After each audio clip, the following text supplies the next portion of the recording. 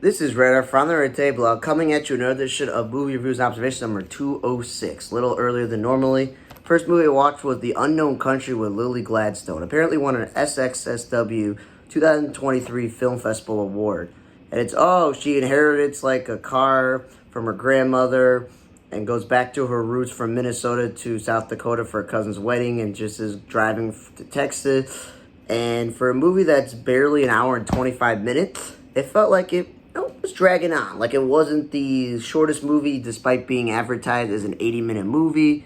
That sort of thing. Number two is there were like random people in the movie and they just started speaking and then they're giving out their life story and some of those characters were not needed or who cares about them, and it was just bad movie.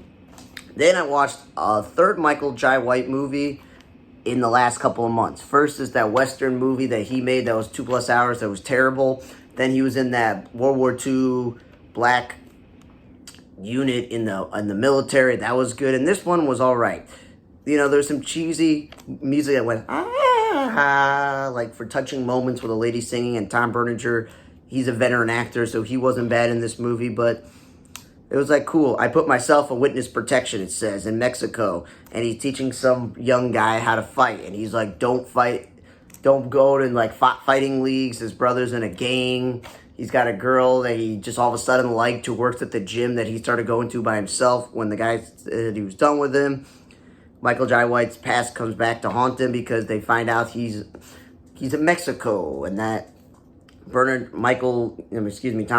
like, you know, shadiness, and like lawyers and stuff notice it and tell him that the guy who put you in prison is still out there, blah, blah, blah, blah, blah. We found him, so they sent a bunch of people to try to kill him, and then he and the young boy who he taught his special martial arts to, and the brother who's in a gang, they gotta like save the day and take down the bad guy.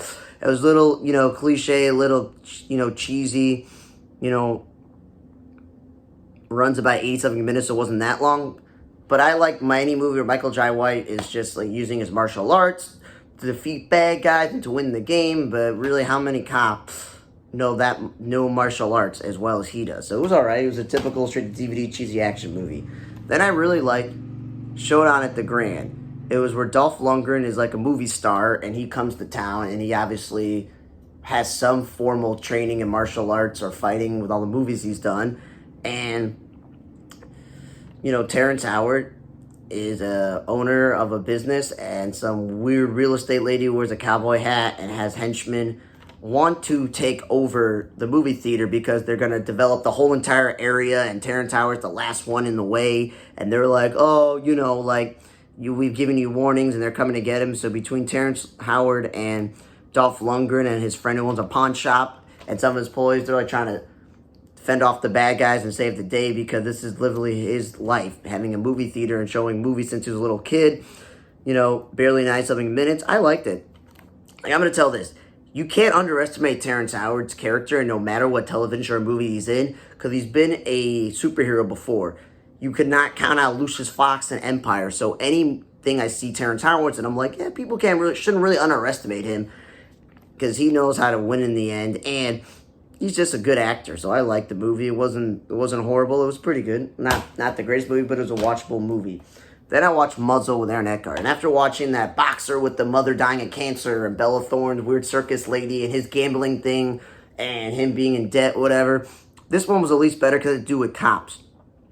The movie says it's basically about him and his canine partner where they get in a shootout with drug dealers and his canine dog dies. So it's not spoiling anything. And, you know, he has to deal with Turtle Affairs looking into it, why he should have been there, what's going on, him punching a paramedic, blah, blah, blah. So he decides, I'm going to take it on myself to get a new canine and look into what's going on. And there's like this thing where they're stealing canine dogs, and it's like a whole entire thing where no one believes him. His boss tells him to stop doing it. A detective friend keeps feeding him information. And he takes his violent canine dog with the titanium, you know, teeth and tries to uncover the conspiracy, but like he gets his car blown up, he almost dies to take the dog. Then the movie ends with him having a kid in the end, and him talking to the baby in the car like he did with the dogs. It was better than the boxing movie, but it wasn't a great script, and it was a little, cliche. Oh, I start dating a girl who lives in the apartment building, and she can no longer deal with his stuff. People don't believe him. All this other stuff. His boss is down his neck. At least Stephen Lang was cool. The K-9 Traders. He's a good actor. To see him in this movie, it was like an hour and 40 minutes, and most of credit. So it's better than the last movie, but I wouldn't say it was great. It's just more a movie about him being a canine dog, and people like myself like movies with animals and dogs and some action in there, but it just wasn't the greatest ending to the movie and a great script writing, but it was okay. Then I watched this Day Zero, where you get supposed 8-year without any issue in prison by a former elite soldier, a guy in the military. And when they bring him back, he's got to deal with a zombie apocalypse where people are dying of a disease. And all the prisons say, you know what, if everyone's dying of this disease or turning zombies, we're just going to release you all. And he and one of his cellmates, one of his prison mates, they got to go back and save the day. But no one warned me this was mostly in Spanish. There was another bilingual movie where there's a lot of subtitles on the screen. Then they throw in his daughter speaks sign language. And you're just like, okay, cool. And then you got to also watch the TV screen to figure it out. And it's only an 82-minute movie with credits. It was all right, but you know how it ends. Either everyone dies of the zombie disease apocalypse, or he at least makes sure that his wife and daughter are saved, and that's just in the movie. So, yep. Then, I think I've seen the best movie that I've watched in weeks. It's been a while. I've seen a lot of really, really terrible movies, or, based on how bad the other movies were. The other movies seem to be, a lot better. Like the World War II film I watched with Michael Jai White and Dolph Lundgren. That was a good movie. Saying that some of the movies I watched this week were okay compared to the other movies I watched, but this Gran Turismo, which is based apparently on a true story, I don't know how accurate the movie is on how much was fake or not fake, but they did say that the real person based off was doing the stunts of the driving. David Harbour, no offense to his Hellboy remake role or his role in Black Widow, this is probably one of his best roles. I've seen him playing a former race car driver, being the teacher to the apprentice. Orlando Bloom, since they've done Lord of the Rings and Pirates of the Caribbean, there hasn't been many movies he's been in, but also there's been many good movies he's been in. So this was a really good movie. The guy who wrote the script, adapting it, taking that it's based off video games, and this is a guy who's a video game racer winning this tournament, and then being in another group of race car drivers who does the, video games, and then him being the best, and he's got to qualify. And I will say this Djimon Hounsou, who plays his father, the dude has been in everything. Science fiction, drama, action, romance, comedy, movies and TV shows. And he's always a quiet, very talented character actor that always makes things better. He was pretty good in this. I'm glad that he gets to be in a big-time movie and he gets the last billing in the movie. And it's a pretty cool idea. You hooked me. I love sports movies, even though I don't watch race car driving, NASCAR, IndyCar, or whatever. It's not just an American sport, race car driving. It's an international thing that a lot of people like. And you get me with a sports movie. It's inspirational, underdog, no one believes in you story, comeback story for David Harbour's character and Orlando Bloom's character. So it's